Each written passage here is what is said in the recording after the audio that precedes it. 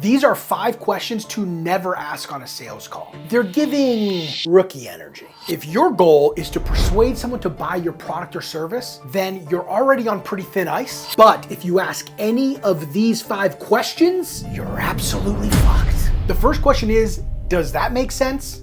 This is the laziest question possible. Salespeople do this because they're trying to see if you're actually paying attention and they're a little uncomfortable to ask anything else. But if I'm not paying attention, this is by far the best question you can ask me. You say, hey Kyle, did that make sense? I say, absolutely, even though I had no idea what you fucking said. My math teacher in high school would ask better questions than, does that make sense? They would say, Kyle, what is the answer? And I would say, I don't know, and I was exposed. So, don't ask, does this make sense? Instead, ask how or what questions. How would your team like this? How would this impact your organization? What do you think would result from having something like this in place? What would your team say to this new process? The reason this is so much better is because it actually gets the other person to interact with you. And the better, more robust their answers to those questions, the more they're paying attention, which is what you wanted to figure out in the first place, but the more they're internalizing that your solution actually meets their needs. The second question to never ask on a sales call is,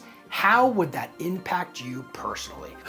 This question drives me nuts. It is so disingenuous and it's obvious that the salesperson is just trying to get me emotionally riled up enough to buy their product or service. It is such a gimmick and it doesn't actually work all that well because people realize it's a trick and they give you the most surface level response possible. But the main thing here that I want you to really understand about why I don't like this question is because it's self-serving. Remember this. You as the salesperson never want to push your own agenda. It's about the prospect, not you. And questions like this aren't all that much about the prospect because it's very obvious that you're trying to use this as a tactic to get them emotionally invested and it puts their guards up. That being said, impact questions are really important.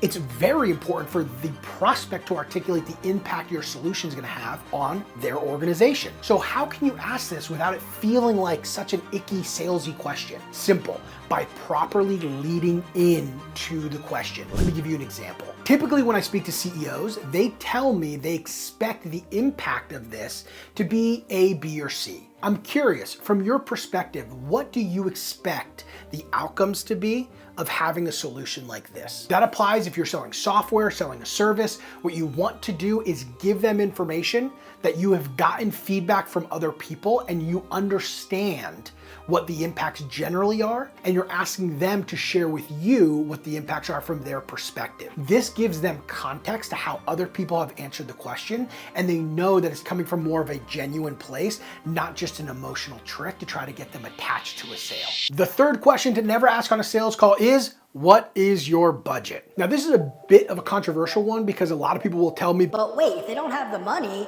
then how are they gonna pay for it? They'll find the money. If your product or service is providing the value that it's promising, and it has a big enough impact on their organization, they'll make the budget for it. Now, I'll give a quick side note here. If you sell to larger enterprise organizations, those budget conversations are a little bit more critical because they have stricter budgets around things. But unless you're selling really high-end enterprise solutions, you really shouldn't be asking about budget because the organization will figure out how to make it work if it's solving a big enough problem for them. When I'm running a sales call, I don't like to ask questions where the answer doesn't lead me any closer to a buying decision. And if you ask, what's your budget? They tell you the budget. We didn't really make any progress here. If anything, we might have disqualified them before showing them the value of the solution. So it's just not a good question to ask. Now, you might encounter situations where you talk to a lot of prospects that just genuinely don't have any money. That's a problem. So you want to give those people a range, but I wouldn't ask them what their budget is. I would just make sure that they understand the range of cost associated to your product or service. That way they can disqualify themselves if it's so far out of the range that they can't make it work.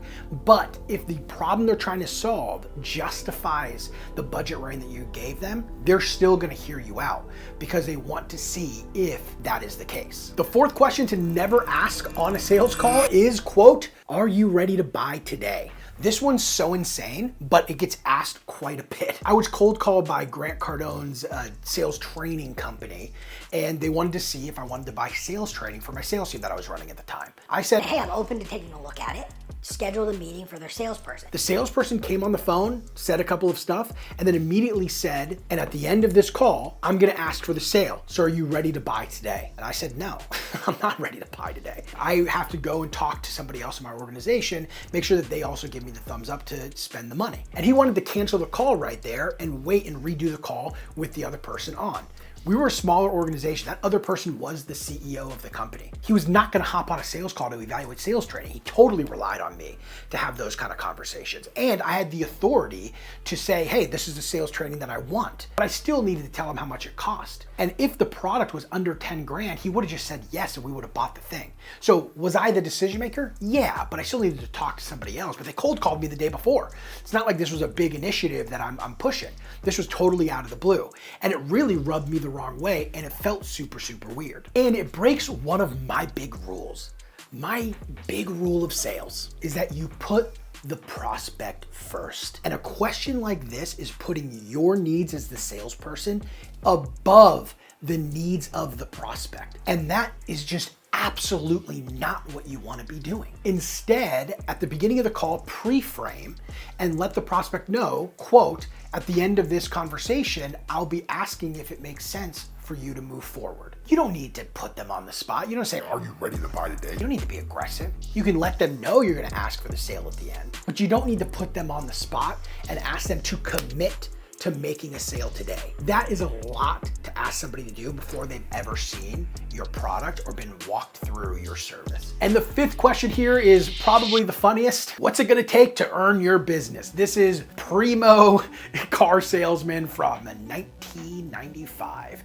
This is such a funny question. To me, it's the equivalent of saying, What's it gonna take to get you to drive off the lot in a brand new Mercedes? and sales reps really use this when they're desperate. They're getting a whole bunch of objections. The prospect really isn't all that interested. They don't know what to do. So they just say, what is it gonna take to earn your business today? It's like a real amateur negotiation question. But again, it breaks that rule I was telling you about. It doesn't put the prospect first. It puts your needs first. So it's not a great question to ask because it isn't rooted in the value that the prospect is expecting to experience. Instead, ask them how they plan on making the decision. Quote, I'd love to hear from your side. What criteria are you using to make a decision? This will tell you how they're planning to make the decision to move forward with your product or service or one of your competitors. And with that information, you can make sure on that sales call, you cover all that criteria so they can feel very confident that you have the right solution for them. I learned how stupid these questions are over my 11-year sales career. And if you want to see what else I've learned, check it out here.